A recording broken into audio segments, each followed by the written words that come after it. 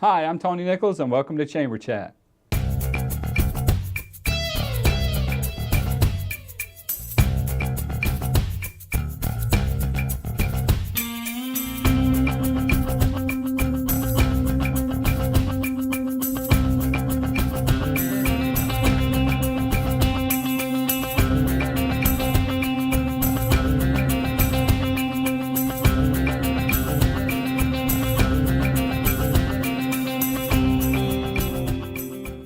Hi, I'm Tony Nichols, and welcome to Chamber Chat, a program put together by the Salisbury Area Chamber of Commerce to keep you informed on what's going on in your chamber and in your community.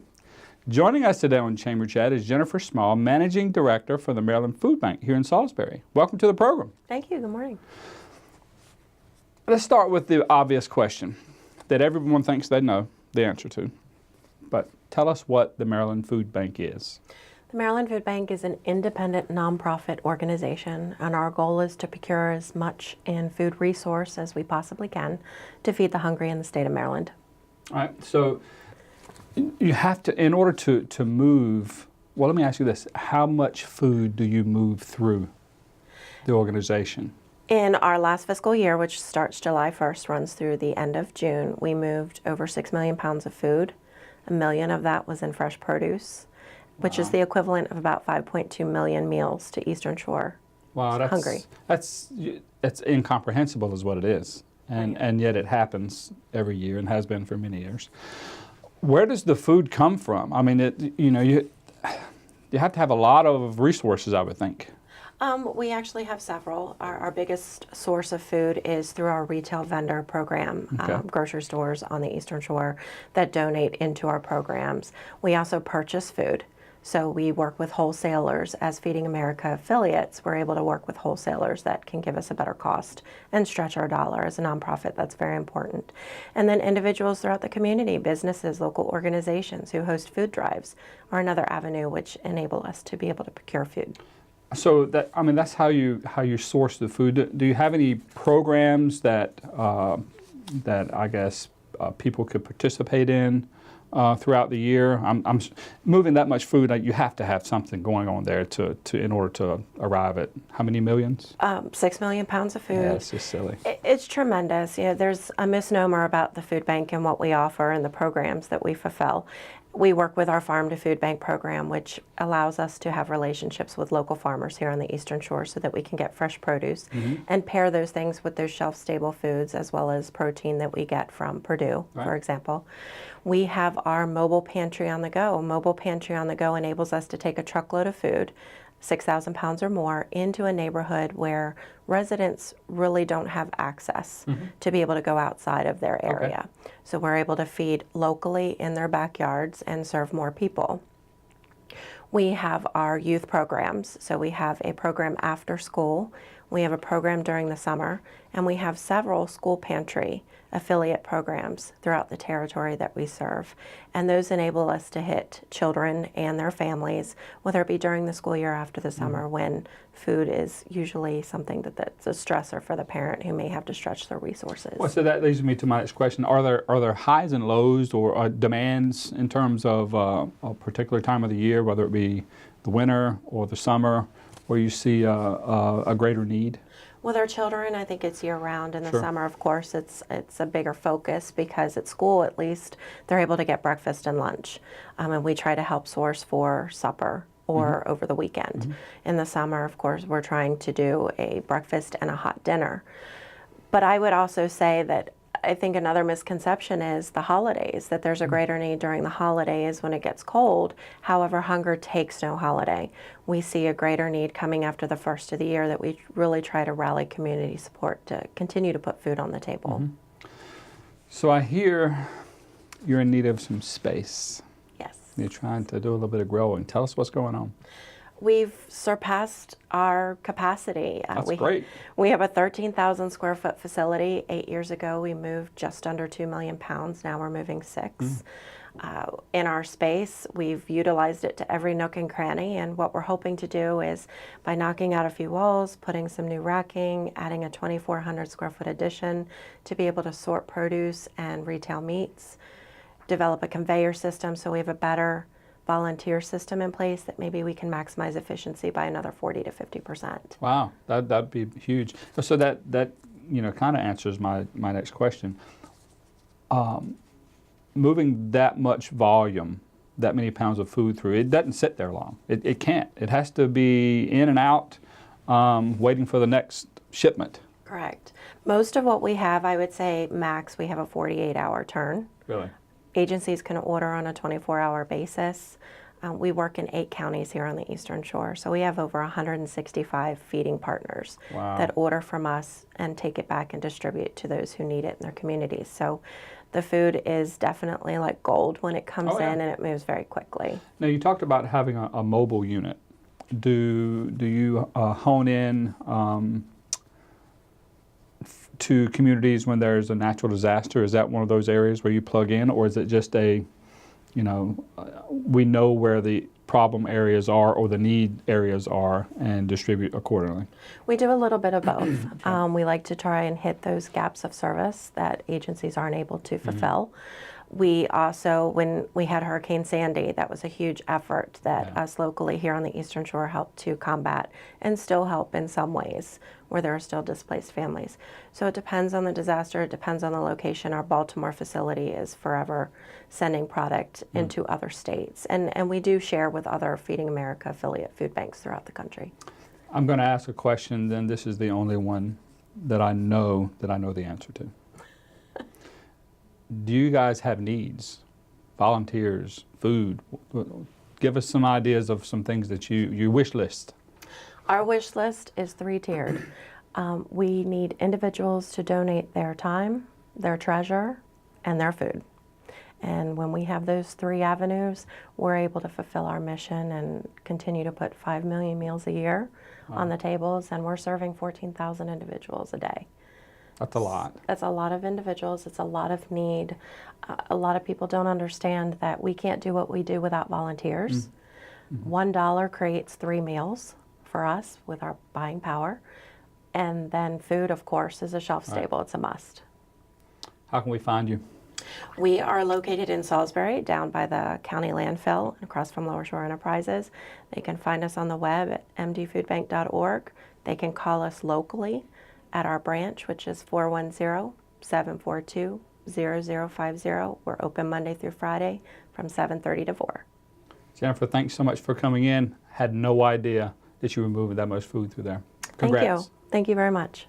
I would like to give you the opportunity now to take a look at the upcoming events with the Salisbury Area Chamber of Commerce.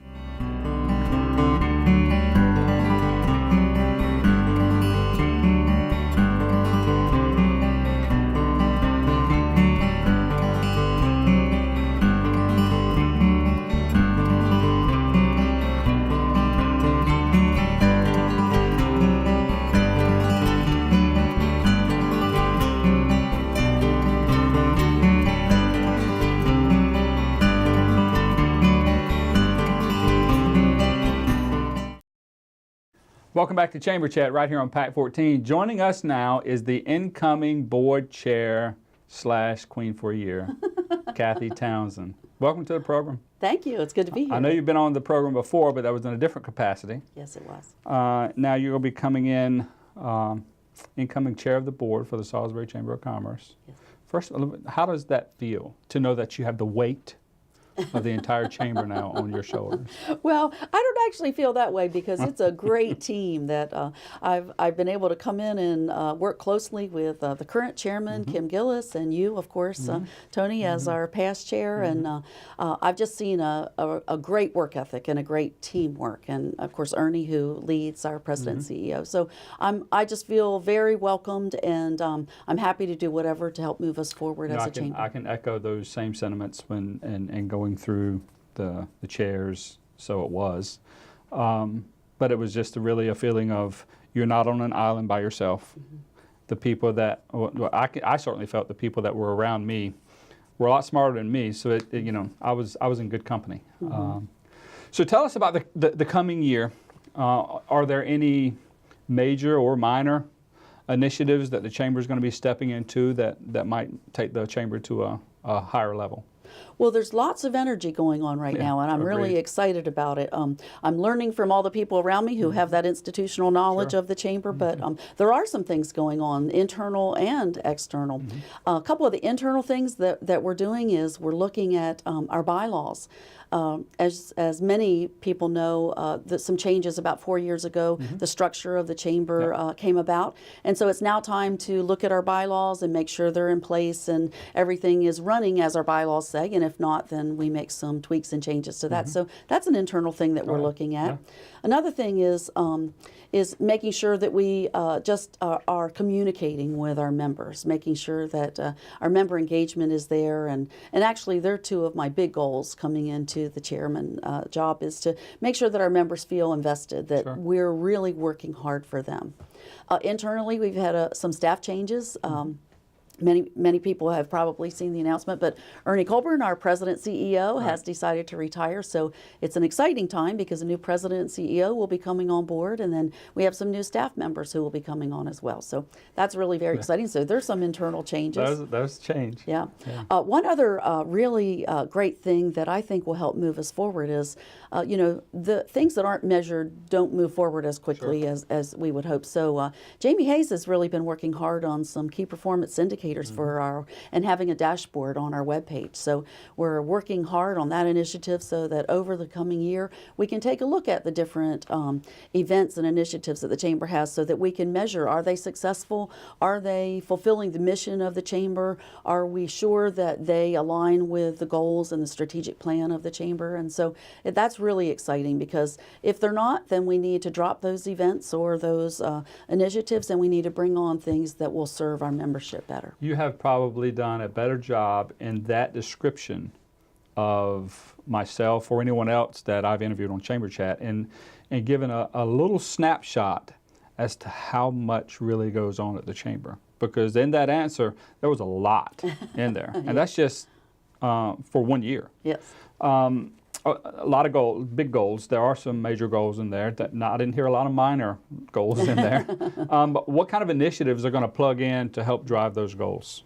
Well, we have our regular initiatives of the things that the chamber does. We have our ribbon cuttings, which I think are a great thing for new businesses coming in. We do legislative roundtables, and I think that's very valuable. Each membership sector or division of the chamber has different things that they need from the chamber to advocate for them, to provide resources for them, and to provide a networking opportunity. And there are 3 big things that we want to do for our members. And so as we look at each of those things, we want to make sure that we are providing those services. Again, lunch and learns. For some people, they're valuable. They can just pop over to the chamber. They can learn about maybe retirement, or they can learn about elder care. They're dealing with their elder parents, and they have to do something with that. And it's just a plethora of things that the chamber is able to provide services, whether they're money makers or not for the chamber. Our job is to serve our community and to get that member engagement. So that's exciting. Most of the members are small businesses that are members, but people that are attending those ribbon cuttings and attending the lunch and learns are employees of those businesses many times. Describe for someone that doesn't know what the internal structure of the chamber looks like, what that actually looks like, and why it would be important for them to be a member of the Chamber of Commerce. Okay. Well, there's the staff structure, of course, which is the president and CEO, and then we have employees who help drive these initiatives.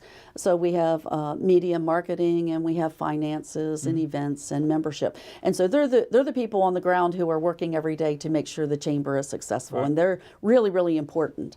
And then from the volunteer aspect, the community people who come in, for example, the chairman of the board, and then we have it's divided into divisions. And there may be people in the community who don't realize how hard each of these divisions work to serve our community. So we have a membership division, and really the goal of that is to just grow our chamber and grow our community.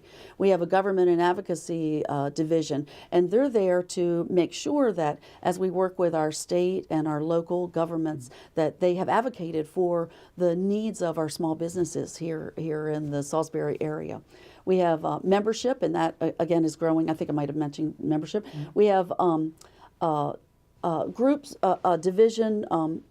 It's left me. It's the one I'm in, the education and business affairs. That's and pretty moving committee as well. It is, and the education network. We have members from each of the private sector, private schools, from public schools, from the colleges, and boy, do we get a lot done in that, and a lot of discussion. Yeah, and so it's just really it's a great structure in that we have each of these divisions, and then within each of these divisions we have networks who are working for the businesses in our community. And you asked, the second part of that question was, how can people get involved? Well, sometimes if you're not integrally involved, you may think, well, maybe that's not for me, or maybe, other people can do it. But really, the truth of the matter is, any business in Salisbury, there's something there for them at the chamber. There's something we can do to help them network with others. There's something we can do to advocate for them, whether it's in the government or just out in the community. And then we can provide resources to help them get the information they need to be a sustainable and viable business in our community. I had one in my office, a business owner yesterday, asking me, hey, aren't you involved in the chamber? Why should I be a member? And I went into my song and dance as to why. So how does a person become a member? To become a member, just give us a call. Call the chamber. We have a webpage, which is very, very great, that you can see all the different events and things that are going on in the chamber. Just give us a call. Someone will reach out, actually go out to your business, meet with you, talk about the chamber, talk about how we can help you as a business, how you can become involved, different events that you can attend and network and get resources. It's very, very easy and very low key. It's not intimidating. Come to an event. Sometimes if people haven't been involved, it's kind of intimidating to come to an event. Agreed. That's not the case at all. Come to a business after hours, and you will be welcomed by our chamber people. I think that's a perfect place to end it. Thank you so much for coming on Chamber Chat. You're welcome. Congratulations. Looking forward to it. Thank you. Looking forward to it myself. We'd like to give you another opportunity now to take a look at the upcoming events with the Salisbury Area Chamber of Commerce.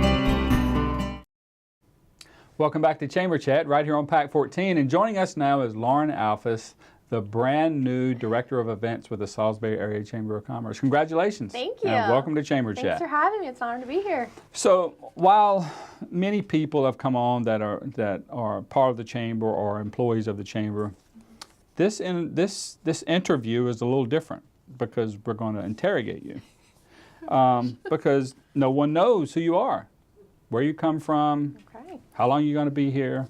So we're going to start with, tell us a little bit about yourself. Well, I'm from Easton, Maryland. Okay. I'm alumni from Salisbury University. I graduated in 2013. I double majored in graphic design and communications. Very good. A little bit, and I happen to know a little bit about this, but tell us a little bit about your job history. You obviously haven't been unemployed since you've been out of school. I haven't been. I started after college. I got my first job at Minuteman Press. I was their head graphic designer. What great people. Wonderful people. I've been with them for about 2.5 years, and they really molded me to who I am today as far as a career. I learned a lot from both Jeff and Diana. So I was going to say, I would hope Diana did more molding than Jeff. She did. Oh, she did. No, good people. Good people. So, what have you been involved in? What kind of things what attracted you to the Chamber of Commerce? How do you see yourself being involved in the community? Told you it was going to be an interrogation. It is interrogation. I think what interested me so much, especially in this position, was how involved the Chamber is. Not just with helping businesses, but how involved they are in the community. And I've been with the community. I've been here for 7 years, and I felt like I never was a part of Salisbury. So I really wanted to get more involved in the community, and being a part of the Chamber now is the best part about it. Right. Have you been involved in other nonprofits or other things in the community while you were with Minuteman Press? Yes, actually, Operation We Care, Jeff is obviously that's his baby, so I helped out in any way I could as far as packing parties and going to the events, but I also did I think one of my favorite things to do as far as getting involved is ringing the bell. Okay, It's my favorite thing to do, especially in the holiday season, so I ring the bell for the Salvation Army every year. It's really special. That is special, and I have fun with it, as you can imagine. Yeah. I ring the bell at people. You do. I think I was with you one day. Okay, so getting back to the interview, hobbies, interest. Hobbies, interests. Well, now that, graphic design is going to kind of be my second thing, that's going to be more of a hobby now. I'm still going to do it on the side. I still enjoy it. I think, knowing the chamber like I do, we'll find a way to allow you to utilize that. I hope so. I hope so. I feel like that was a bonus when I got hired. Interest. It's more of a obsession, I should say. Disney. Wow. I have a problem. Okay. They're the worst problems to have. Yeah. I have a big problem with Disney, and I actually just got engaged in November at Disney. Congratulations. Thank you. To Mickey? No, a Mikey. Mikey, okay. That works. So a couple other questions. Do you have any pets or passions? Well, I found Mikey is one. Mike is one. Mike. We have actually 2 dogs. Okay. Tucker he's a Chihuahua pug. Okay. And then Aria, she is a hound mix, and we actually rescued her at an event I worked at for the animal shelter. So I adopted her right off the spot. Very cool. So what are you looking forward to the most about working with the chamber? Definitely that it's not going to be the same thing every day. I'm excited for sure. I'm excited for something new every day, and I'm excited for a new challenge.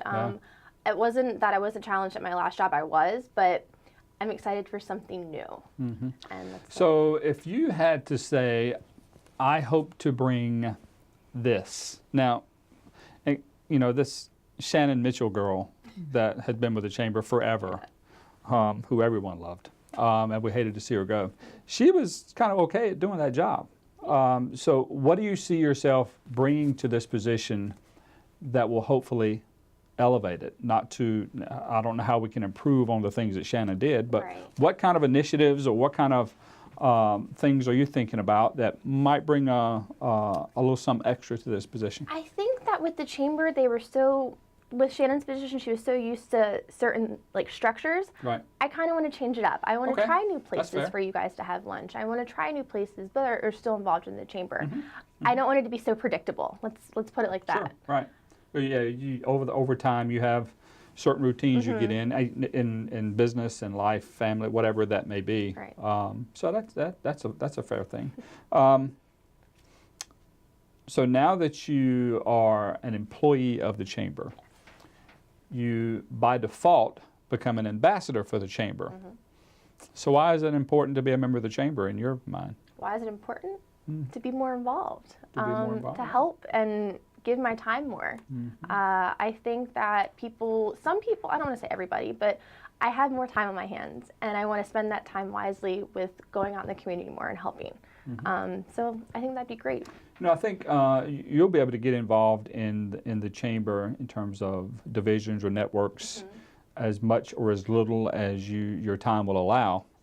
Are there any particular areas of the chamber? Now, I know events are kind of a passion. Yeah. But are there other areas within the chamber that you might see yourself saying, hey, I really want to take a look at that. Let me see what that's about. I've never really thought about it, actually. Yeah. That's something to definitely think about. But I enjoy working with Sophia. So I know with my position now that I'm going to get to work with her a lot more. So maybe working more in social media stuff with her, coming up with creative marketing events, something like that. But again, she's been a real joy to work with. Very cool. Yeah, there's several networks, and if for those people that are listening, there's a brand new women's network that is absolutely. I understand. I went to the very first meeting because at the time I was the chairman, and you can imagine I was the only guy there, and I haven't been back. I understand. Though I have been invited, so it's not nice. a closed network, but I think that would be a very good one to jump into. So any angst over anything at the chamber right now? Any angst? I think my biggest fear is I'm scared something's going to slip through. if I forget to schedule something or I forget to send an email. I think that's my biggest fear right now. But Well, other than that. Well, I'll give you a secret. It's happened before, Okay. and everybody lived. Okay, well, that's good. So, but I will say we are lucky to have you. Thank you. Congratulations. You're working you. with a rock star staff, rock star Yes. team. They make all of us, chair people, women, men, look a lot smarter than we really are. We really just keep the ship off the rocks. It's the staff and the leadership of the chamber that really keep it going. Well, it's So a big honor to be here. we're so looking forward to working with you, and Thank you. congratulations again. Thank you so much. We'd like to thank you for joining us on this edition of Chamber Chat. And as always, if you missed a portion of this edition or you would like to view previous editions of Chamber Chat programs, you can log on to PAC 14 and utilize their on-demand feature, or you can take a look at the Salisbury Area Chamber of Commerce's website. That's about all the time we have for this edition of Chamber Chat. My name's Tony Nichols, your host, encouraging you to make a difference.